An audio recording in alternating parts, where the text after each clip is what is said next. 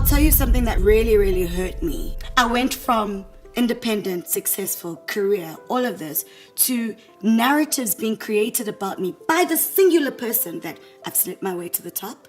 Everything I have is because I'm a prostitute. I sell my body for money, down to you having the audacity to speak about my private parts on a public platform. Respect for a woman is not something to debate, it's a right.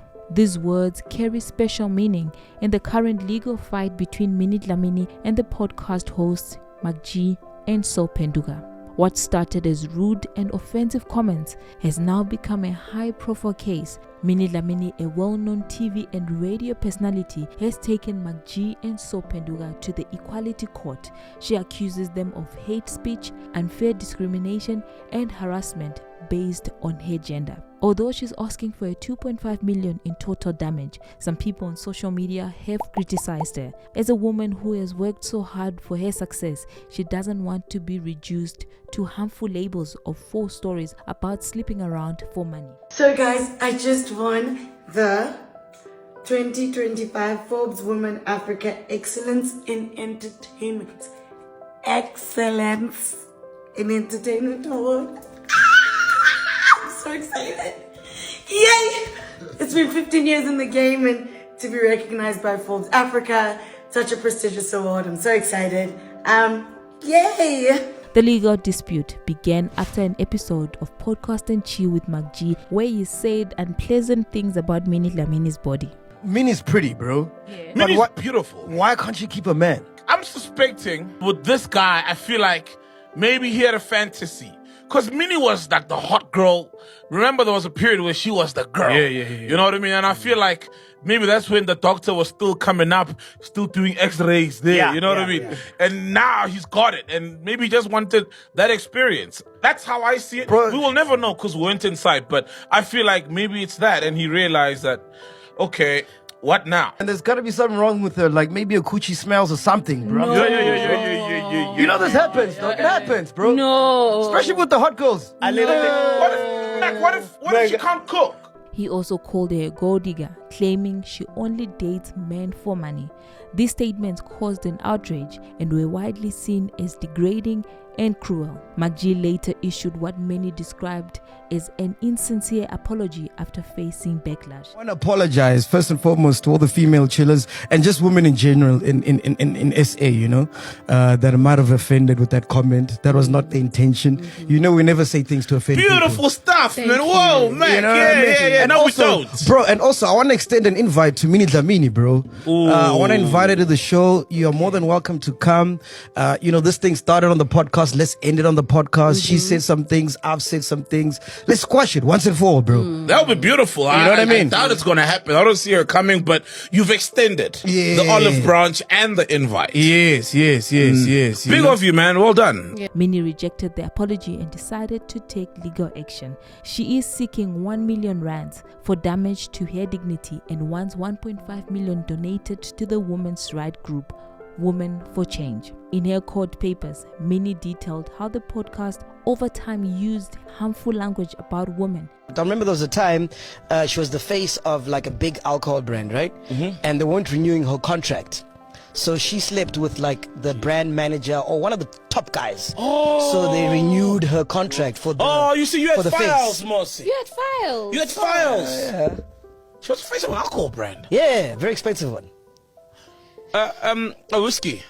Champagne. There's so many stories going around. Because even with when she was, well, apparently also, allegedly, is that she was cheating with her now, well, the ex-husband when she was with Kune.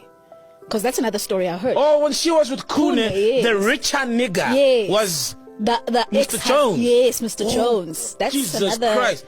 Gee, Yeah. it's wild. And one of the DSTV bosses, you see now, like, it kind of goes in the whole story. Like, she also when she was cheating with on the husband, she was with the a DSTV boss. Hey, man. One of the Kumnandi DSTV Kai. executives. Wait. What a DSTV boss. Yeah. Yeah, man, it's wild, bro. So now, this is not nice, man, you know, 'cause especially when you think like how some people always get gigs and whatnot, you know what I mean? I don't care who they sleep with, but when you hear now, bosses of channels and you know, it's And then you look back that's at how the she work. got, well, they're saying apparently that's how she got, you know, her show, you know. Yes, and that's my thing, bro. Like, I don't hate it, girls. Like, listen, we're all hustling. However you get your money, it's up to you. It's your body. You can do whatever you want, Yeah. right? But don't sell us a dream, a Let's lie. got this shit on merit. Exactly. Yeah. Like, there's no difference between Minnie and Zoto Abantu. They're both selling. One owns it, one doesn't. Do you get what I'm saying? And that's where my issue is. It's like, if you sell, just say, yeah, I'm selling. This is how I get my shit. Kudos to you. Who are we to judge? We are not God. We're all hustling. We're all trying to get But does money. she owe anyone an explanation though? Yeah, like you see, like She for example, does Vince Vincent. because she paints herself as the saint and as this person who works hard for money. And imagine how many girls want to be like Minnie Dlamini. In a 2021 episode, the host interviewed rapper Jub Jub and encouraged him to name women he has slept with using terms smashing. Minnie said this kind of language is dangerous, especially in a country struggling with high levels of gender-based violence, because it makes disrespect seem normal. After she spoke out against this behavior, she said the podcast hosts started targeting her directly. They claimed she didn't belong on a sports show because she wasn't a real woman who knows about sports. In early 2022, they also mocked her divorce, saying she married for money and left when someone richer came along. She believes those remarks were meant to punish her for speaking up and silence her voice. Yeah, it was disturbing. It was incredibly disturbing. My dad had to listen to that. My brother had to listen to that. My mother had to listen to that. My child's gonna grow up and go to school and he's gonna read that. Or someone's gonna come to him and it's gonna come up. In another episode, the host compared women to items for sale, saying some were always up for sale. In May of 2022, they claimed Minnie exchanged sexual favor for money. They even discussed a businessman's list of women he has slept with, referring to them as premium stock. She said this reduced women to objects and promoted harmful stereotypes. They also forcefully accused her of being unfaithful in past relationships and called her a prostitute.